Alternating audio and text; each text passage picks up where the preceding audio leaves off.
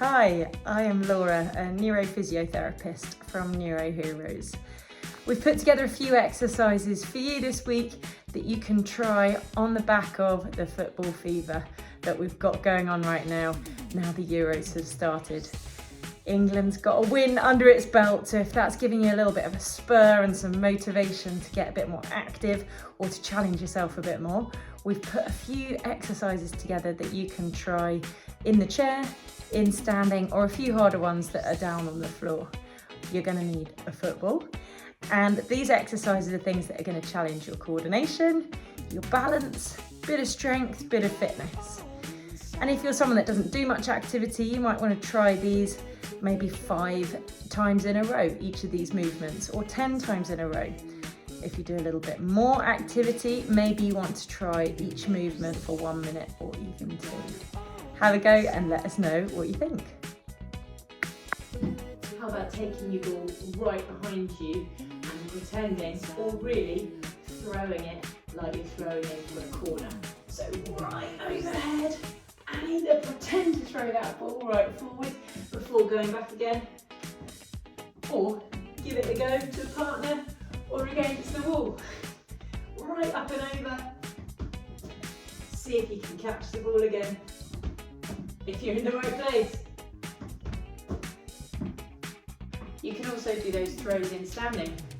Really try and get your hands way up above your head and see if you can catch. Way up and back, bend the knees to get a little extra oomph and try and keep your balance as you throw. If you're pretending to throw, take the ball right down between your knees. Back and down like this. Remember to use some effort there. And if you really are trying to get your back into it on the pitch, have a go at passing the ball just with little tiny taps. So you're dribbling, but trying to stay on the same spot. Moving the ball just a little bit side to side with control each time. I've got my eyes firmly on the ball here. And you keep control of it. If it flies away, just go slowly to go and get it. Sitting in the chair, can you keep control of the ball as you take it out in front of you as far as possible with one foot on top, and then bring it back underneath you before swapping legs. Start with your toe, go all the way out to your heel, bring it back in right to the tip of your toe, and then swap. This is a good one for coordination. You feel your core is working quite hard, and you're working your hips and your thigh muscles as we keep control of that ball, moving forwards and backwards quietly. For balance, how about trying to tap one foot onto the ball slowly and quietly, bringing it back down, and then swapping to the other foot. Try not to roll your ball, try not to squash it, and just using the tips of your toes. You have to shift your weight right over to one side to lift the other leg, and then right over to the other side. Have a chair or table next to you to hold on to if you need a little bit of support for this one. Once you've mastered it, keep your eyes forwards so you can't cheat and see where the ball is with your visual system. Make all your other balance systems work a bit harder by not looking at the ball. You don't actually need your ball for this one. You're going to pretend you're goalie. Legs nice and wide, and think about where the ball's coming to, and with big hands, save a goal in the corner of the net. What about the other side? Up and over there. You could go for some low ones, some side ones, but up in those top corners really gets you working your balance, and the arms overhead means you're getting your cardiovascular system working hard. So good for a bit of aerobic exercise. But keep those goalie hands really big so that you're working from the tips of your fingers all the way through your body and shifting your weight side to side, making it as big as you can, keeping safely balanced.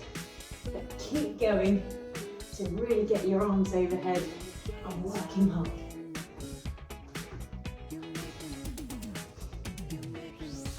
also big ollie in the chair. Big hands, make that movement as big as you can, leaning from one side to the other, keeping the hands big. In the chair, try and taking your ball from one side to the other. So down to one hip joint, over the top, back round to the other side. Sitting up tall as you do this, trying not to lean against the back of your chair, and really zipping your belly button up and in, so you've got a nice tight core as you do the movement. Keep control as you go up and over, and you can make it a bit harder by lifting the arms up each time. Try to take your shoulders and your head with you as you turn. You can also bring this one down to the floor if you like, and tap your ball from one side to the other. If you're doing this down low, try and turn your shoulders and your head with you, so you keep your eyes on the ball and you really get that trunk rotation, a bit of a twist in the body rather than just taking the arms over. Like this. This one's a bit more tricky. Can you find a plank position and hold it there as you tap your ball from one side to the other with control, whoop, and making sure you don't let your bottom go up in the air as you shift your weight from side to side. Have a go.